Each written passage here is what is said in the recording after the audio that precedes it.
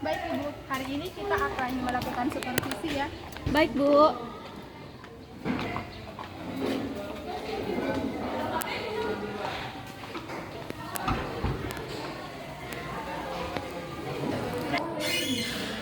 Assalamualaikum anak-anak. Waalaikumsalam, Bu. Baik, sekarang Ibu sedang bersama Ibu Kepala Sekolah yang akan melakukan supervisi.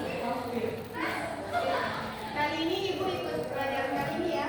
Ya, Bu. Baik anak-anak, sekarang bagaimana kabarnya? Alhamdulillah baik. Nah ya. Oke, sekarang kita akan belajar tentang teks eksposisi. Sebelum itu Ibu akan cek kehadiran dulu ya.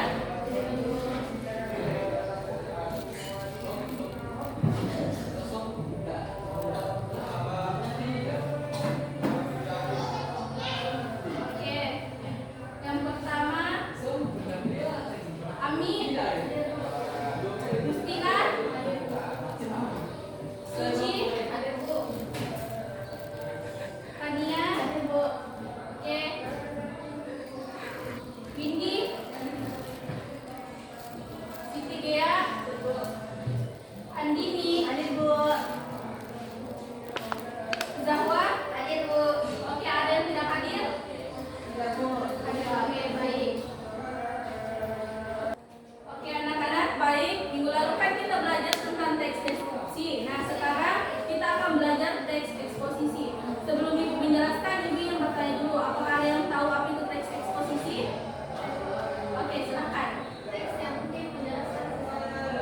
Oke, ada yang lain? Ya, baik. Seperti teks yang berisi informasi. Ya, betul. Jadi kesimpulannya teks eksposisi itu teks yang berisi informasi atau penjelasan. Sekarang kita akan lanjut ke teks eksposisi bagian ciri-ciri serta strukturnya.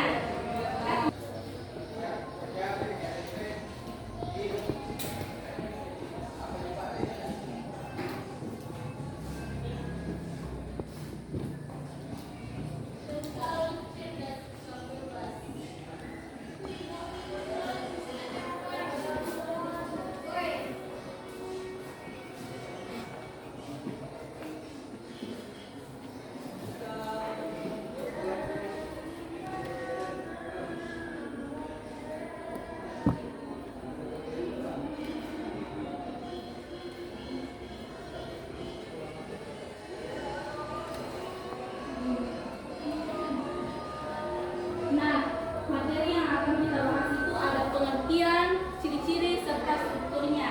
Tadi kan kita sudah tahu bahwa pengertian teks eksposisi itu memberikan informasi atau penjelasan. Nah, sekarang ini bertanya, ada yang tahu apa itu ciri-ciri teks eksposisi? Oke, baik. Kakak Mustika, apa itu? Teksnya panjang dan ada data-datanya. Ya, betul. Selain itu ada lagi? Oke, Suci. Biasanya tidak ada opini atau pendapat pribadi.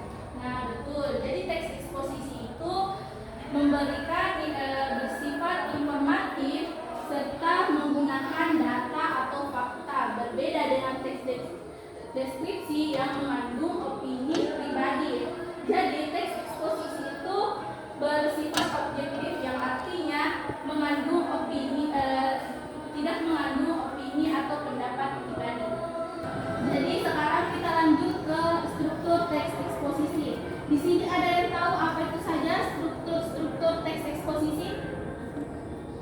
Saya Bu, memiliki struktur yang jelas yaitu pembukaan, isi, dan penutup. Ya, bagus sekali. Jadi struktur teks eksposisi itu terbagi menjadi 3. Ada pembuka, isi, dan penutup. Pembuka biasanya berisi latar belakang atau penegasan yang akan dibahas, serta isinya itu dia di situ membahas tentang materi yang sudah bersifat data atau bersifat fakta, serta yang terakhir itu penutupnya. Nah, penutupnya itu berisi kesimpulan. Dia menyimpulkan ulang apa materi yang telah dibahas dari inti tersebut. Sekarang menurut kalian teks eksposisi itu sering dijumpai di mana saja? Ada yang tahu? Biasanya di buku pelajaran. Ya, baik, di buku pelajaran. Oke, ada yang lain? Saya Bu, Di artikel, Bu. Oke, betul. Kita jumpai di buku pelajaran, di artikel. Artikelnya itu bisa di artikel berita, artikel ilmiah, ataupun poster, serta pamflet yang bertujuan untuk memberikan informasi kepada sang pembacanya. Oke, baik. Sekarang kita simpulkan materi yang telah kita pelajari tadi. Apakah ada yang bisa simpulkan apa yang telah kita pelajari tadi? Saya Bu. Oke, Andi, dipersilakan. Oke, jadi tadi dari hasil pembahasan yang telah kita lakukan, bisa saya simpulkan kalau teks eksposisi itu adalah teks yang memberikan informasi. Nah, disertai dengan ciri-cirinya yang tidak boleh ada opini, harus disertai dengan fakta yang akurat, dan juga terdapat bagian pembukaan, isi dan juga penutupnya. Oke, betul sekali. Jadi itu tadi kesimpulan yang telah dibacakan oleh teman kalian. Sebelum Ibu tutup materi kali ini, Ibu ingin memberikan apakah ada yang mau bertanya atau mungkin ada dari kalian yang belum mengerti? Saya, Bu. Oke, Tania, dipersilakan. Apakah teks eksposisi itu cuma bisa berupa artikel ilmiah saja? Oke, baik. Jadi, teks eksposisi itu tidak hanya dapat berupa artikel ilmiah saja. Seperti yang telah Ibu jelaskan tadi, bahwa teks eksposisi itu bisa kita jumpai di artikel ilmiah, artikel berita, ataupun poster, pamflet, dan lain-lainnya. Apakah sudah dimengerti? Ya, sudah, Bu. Oke, baik. Jadi minggu ini cukup sampai sini saja dulu materi yang Ibu bahas.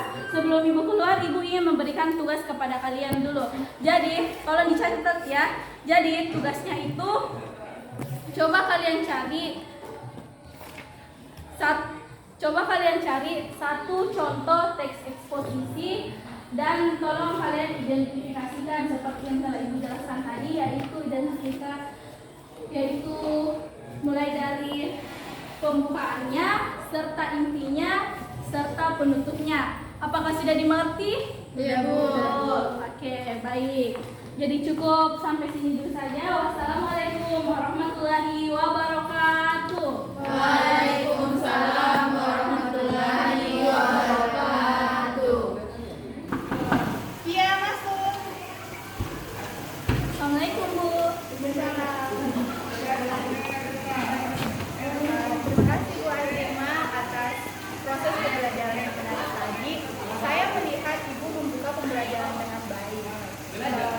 Ibu menyampaikan, Ibu menyapa siswa dan menyampaikan materi pembelajaran yang sangat jelas.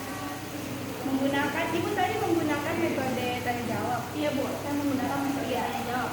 Penggunaan metode tanya jawab juga sangat efektif untuk siswa agar terlihat aktif dan dalam pembelajaran. Cara Ibu mengajak siswa menyimpulkan materi di akhir sesi juga membantu memperkuat pemahaman mereka. Kedepannya mungkin bisa ditambahkan media tambahan seperti penampilan contoh teks eksposisi agar siswa lebih memahami tentang ciri-ciri teks eksposisi, bagian-bagiannya itu lebih jelas.